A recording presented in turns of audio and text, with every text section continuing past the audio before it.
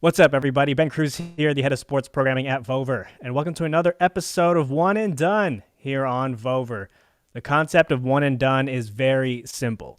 One guest, one question, one answer. That is it. We're looking to bring you the best guests and the best questions on every show, which will lead to the best answers. On today's episode, we welcome someone whose life mission is to, quote, empower over 1 billion people to be happy, which is about 999,999,999 more than 99% of people aim to do. He is the former CEO of the Leigh Steinberg Sports and Entertainment Agency and is a 3-time international best-selling author, as well as Variety Magazine's Sports Humanitarian of the Year. He also hosts the fantastic podcast, The Playbook, Sports and Entertainment, over with my old friends at Blue Wire. As a wrestling fan, I've confused his Twitter handle with the other Dave Meltzer at least 6 times in my life. David Meltzer, welcome to One and Done. This isn't my question, more so just a greeting, but how are you doing today? I am fantastic, amazing, so grateful. Thank you so much for having me. And I can tell you, I do thousands of interviews, and this is a great concept. I was so excited. I wish more people would try to do something like this, because that's what people can do, is get one takeaway and make a difference in their life. Absolutely. No, appreciate you saying that. And again, thank you so much for joining us. And I'm sure you've been wondering what my one question is. Yeah. We've been really building it up here. So I'm ready to go. Are you good? I'm very good. Let's do it. Okay, so here we go.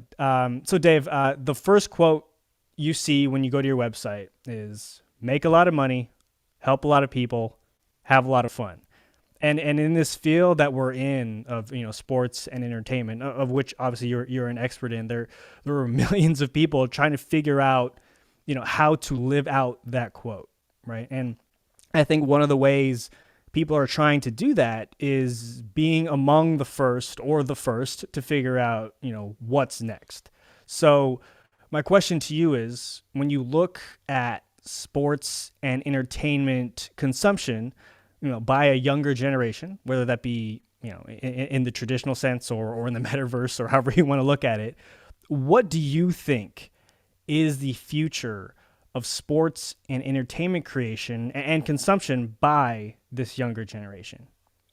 Well, I think there's 3 things that we have to look at for the future generation. Is number one, content, right? So the content that we'll see for the future generation has to be no overused term like authentic, but I call it, we need to find our frequency. There's a great Shakespearean revival of "To thine own self be true." And the greatest content creators will be true to themselves. And one of my classic examples is Dr. Pimple Popper, because, out of the 7 billion people on earth or so, 6 billion people hate anything to do with popping pimples, wouldn't want to watch it, wouldn't want to touch it, wouldn't want to do anything. Sure.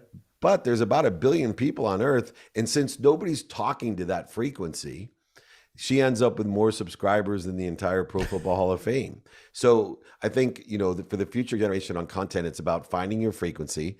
And then the second one is access. We'll have ubiquitous access to sports content in the future. What does that mean? That there will be a seamless interaction between you and sports content, whether it's in your glasses or, a luminary from your dashboard or whatever it may be. There's no doubt that the access will be different for the future generation. So we don't want to, waste our money on the mediums. I was CEO of Samsung's phone division, and I always said, when they came out with the iPhone, which we had the world's first smartphone, I said, what the problem is with this business is that Apple's biggest competitor still today.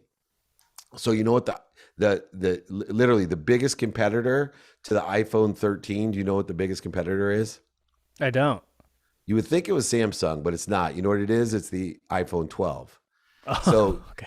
right, you're spending so much money to compete against yourself, Yeah. or else someone's going to take your share. So knowing that access is going to be so important as well. And then finally, the other Shakespearean revival of the whole world is your stage. We need to know how to capture, modify, amplify, and perpetuate content. See, where I think people are missing out on the future generation is that it creates a timelessness to content. So, you either need to fall within the context of real time, which is short lived, or perpetual. Too many people are living in the middle, and that's going to be worthless content because it's not perpetual. See, I focus in on lessons and stories, evergreen stories to teach lessons because human nature never changes. And so the lessons that I teach are aligned with synergistic or supplementary to human nature. And so I use sports stories, entertainment stories, sports events, sports content, entertainment content in order to teach stories that relate to human nature, because they'll be the next generation. My great grandkids will love the playbook because those stories and lessons, will be the same as why you go back and watch Run Ricky Run, the 30 for 30, because everybody wants to learn the lessons about Ricky Williams. And the older you get, the better you were, and it'll become even more attractive to the future generation.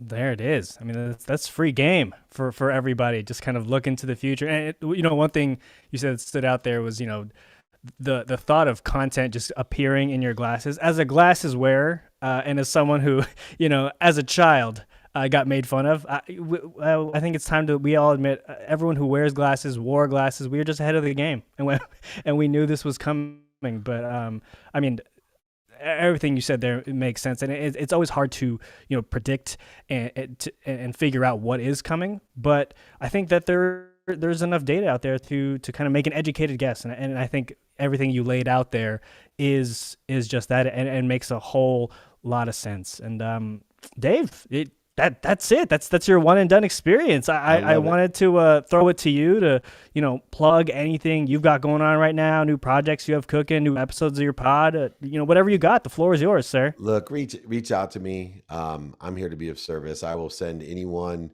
whether it's my TV shows, my movies, my podcast, just email me and I'll send you my book. I'll sign the book, send it to you, pay for the book and shipping for your audience. David@dmeltzer.com, or just Google me, David Meltzer. Find me. I'm here to be of service. You want to get in the sports industry, you want a career, a mindset, whatever it is. I got exercises, books. I do free training every Friday for over 21 years. We have over 50,000 people registered every week. Come join me. Let me help you make a lot of money, help a lot of people, and have a lot of fun. Let me empower you to be happy, to empower others to be happy. 1,000 times 1,000 is a million times 1,000 is a billion. All I need is 1,000 people like Ben to go ahead and empower 1,000 to empower 1,000, and we're already there. We can change the collective consciousness of the world to abundance. Thank you, Ben, so much. I appreciate you. This is Dave Meltzer. I'm one and done. Wow, he's doing my sign out. I love it, Dave. Thank you so much for coming on One and Done, and hope to have you back on again soon.